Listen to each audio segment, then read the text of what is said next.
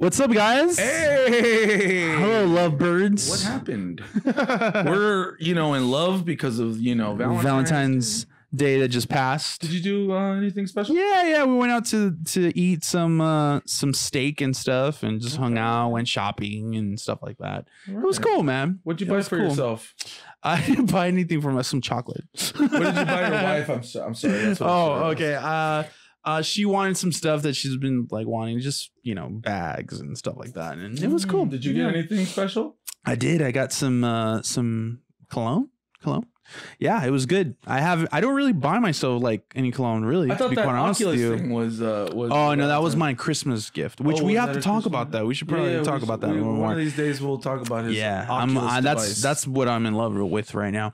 But yeah, it was cool, man. It was a good time. We didn't really do a bunch of stuff, but we ate some good food. So. Yeah, we had dinner at this really nice restaurant, and it was great food. The plans were to go to this party afterwards with a bunch of friends. But we're getting old, or I should say I'm getting old. And Laura's kind of getting old too, because she was more of let's go back home. And I'm like, all right. And so we just came back home and watched something on TV, but it was a pretty low-key Valentine's Day. Yeah. But we're going to be talking about our 5 favorite rom-coms, right? Rom-coms, yeah, or romance, chick flicks, romance, drama. Don't judge me, bro. Like that. I already know you're judging me. It's not demeanor, man. It's just it's what they call it. Don't judge me, bro. Well, mines are a little bit of drama, but also with some comedy as well. So yeah, so here are our top 5. All right, man. Should I go first? Yeah, go for it. All right, I'll go first with my number 5. Yeah, starting with number 5. I give this movie. I would totally stutter right now. I'm gonna go because you're in love. This movie, yeah, I'm in love. I love my wife. Anyway, happy Valentine's Day, Laura. I love you, baby. Anyway, I'm gonna at number 5 for me.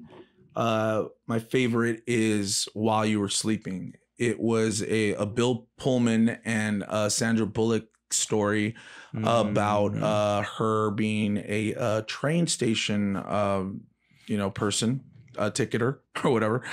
And Bill Pullman is a brother of the guy that she falls in love with, and they end up falling in love with each other.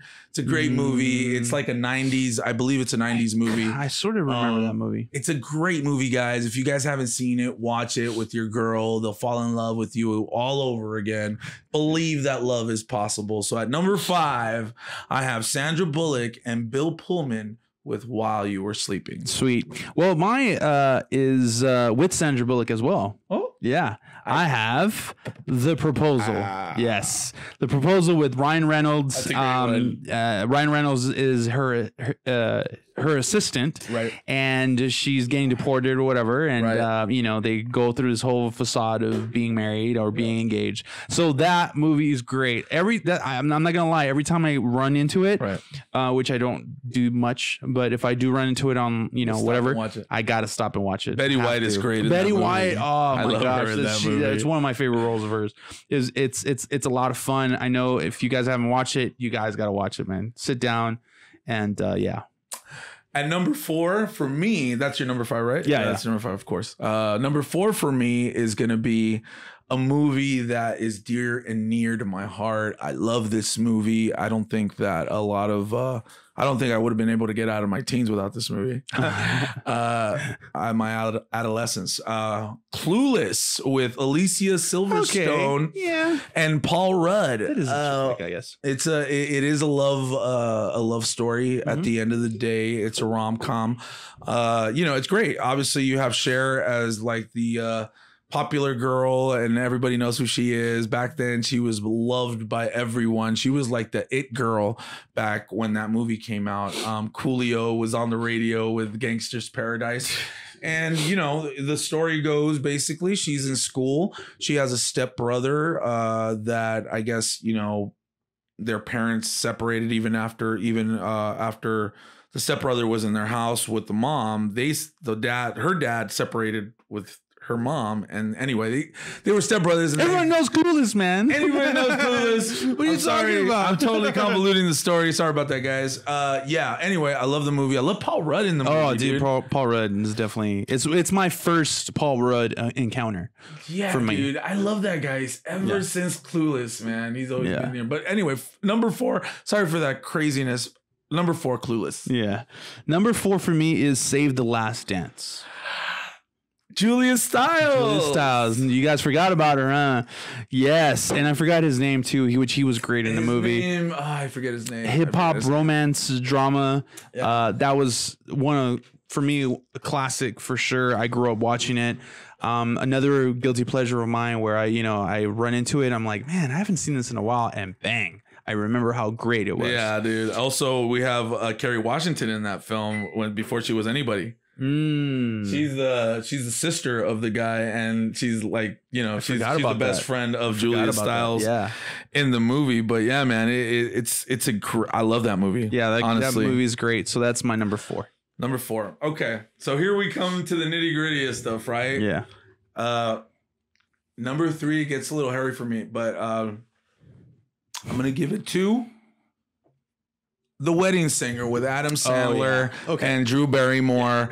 The number 2 for me and the number 3 are hard for me, but I'm gonna keep it at Wedding Singer number 3. I love Adam Sandler, what he did with the movie. Arguably one of his best roles, dude. I mean, wasn't that a great movie? Just funny and just it was great new. Pacing, new, absolutely. It was just unique to its time. And the love story was really good. And Drew Barrymore, she's a sweetheart. Wholesome. She looks sweetheart. So yeah, absolutely. And I think why the movie worked so well, it was that soundtrack, man. Obviously, the 80s soundtrack, and even the original music that Adam Sandler composed for it. Yeah, it brought a little tear to my eye in that airplane scene when they're up there and he sings "Grow Old with You." I remember. Anyway, that's my number 3. I love The Wedding Singer. Yeah, I love it. Well, I'm gonna cheat a little bit on this one. It's not a rom-com, but I believe it is a romance drama. And it's probably one of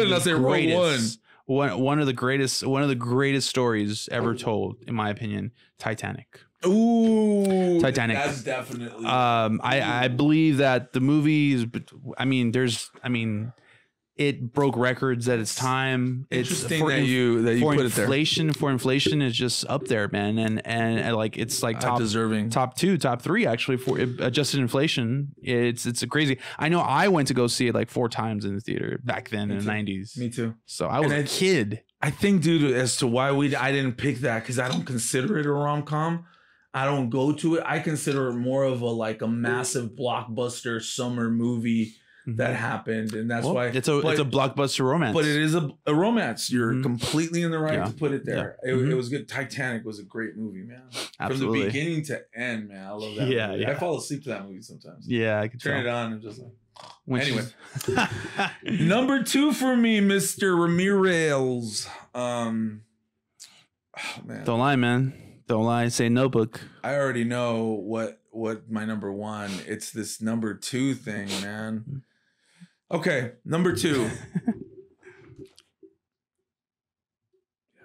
Yeah, I remember crying on that one. Anyway, 50 First Dates with Adam Sandler and Drew Barrymore. They had to do it again. Classic. They had to do it again, man. Dang. And you know what? They did it almost as perfect as The Wedding Singer. Don't you say you didn't like it? Yeah. And all you guys from you guys who I'm talking about that watch us right now, that I know you guys are watching. You guys know you guys cried. Tell us that you cried on the comment section. Yeah. Like this video if you cried. Yeah, tell me, please. I want to know that I'm not the only one. Anyway, that's true. 50 First Dates was a great movie. She has amnesia, probably one of the most unique, greatest plots in a rom-com movie ever made. Yeah. I loved it. I loved every character in that movie. I loved the plot. I loved Adam Sandler, and absolutely adored Drew Barrymore's performance in 50 First Dates. Ladies and gentlemen, that's definitely my number 2. Yeah, that's a good one, man. I love that. Love that movie, man. So my next one, it is a comedy, but I think it's really sad. It's like a sad comedy, dark comedy-ish. And the second one is P.S. I Love You with Jared Butler, right? His name? Tell me you did not cry in that movie. I have not seen that movie. You have not seen it? I have not seen it. Oh, where they like pen pals from the like after death? I have no idea. But it's about a story. It's a story about this couple. He passes away and he knows he's gonna pass away. So he writes her letters. Okay. And like guiding her through the journey of her pretty much healing from his death.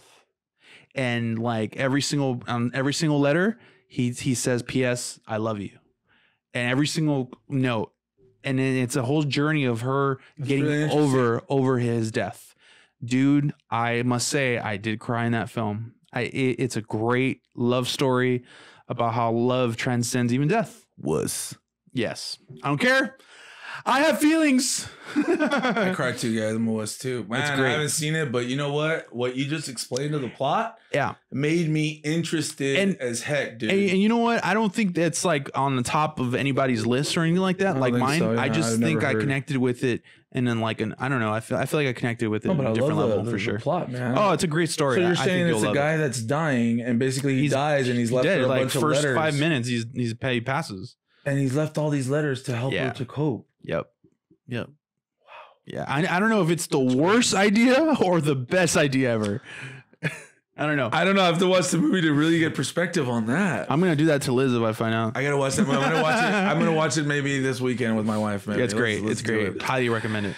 So at number 1, guys, this movie to me represents everything that a movie needs to have when it comes to sophistication, comedy, intrigue, everything. And that's why I put it at number 1. I love this movie. I watch it over and over again. The soundtrack to this movie is amazing. You're gonna say Grease. I love it. And the movie is when the devil wears Prada. Oh, that movie to me is one of the greatest. Yeah, I mean, isn't it? With the with you know, at the end they break up. You know, they go through it. And the guy's like, man, leave your job and everything. And it's like, you know, I like these dresses and I like, you know, all these Chanel, you know, walkways and freaking. Then you got Meryl Streep acting her little butt off like she's never acted before. So good. And then you have the Tucci guy over here is the gay dude that is giving all the like, you know, wisdom and he does a pretty good job at it as well. And anyway, the movie, you know, just shows how someone can go through some conflict and love at the same time, but at the end they finish it off with such a positive message of how to, you know, sometimes you could have everything, but that's not exactly what you want, and that's okay. And you know, it resolves with a couple getting back together. And I love the dynamic between Anne Hathaway and Adrian. I don't remember his last name, but it's Adrian. He comes on Entourage. Love the movie. It deserves a number 1 for me. It's one of the best rom-coms I've ever seen. Yeah, it's pretty good. That's actually one of my favorites too. It's up there for sure. My number 1 though, and this is something that a lot of people are going to tell me, no, this is not a rom-com. A lot of people are going to tell me, no, it's not, because they end up breaking up at the end. Pretty much, spoiler alert. But it's a story about love, and I think that's what counts. 500 Days of Summer with Zooey Deschanel, Joseph Gordon-Levitt, and some others. I have not seen that movie either. What? I have not seen it. It is so good. It's really good. Mark Webb, dude. Director Mark Webb. Dude, so just a quick synopsis. I have not seen that movie, and I've seen it everywhere. I mean, story about a boy and a girl. The boy really likes her. The girl is not ready for a relationship. They get together, you know, and do all this other stuff, and the story progresses. Number 1. And it's because the execution of the directing, and this is where I give Mark Webb the whole credit about the story, because the directing is the story pretty much sums up with this sentence. It's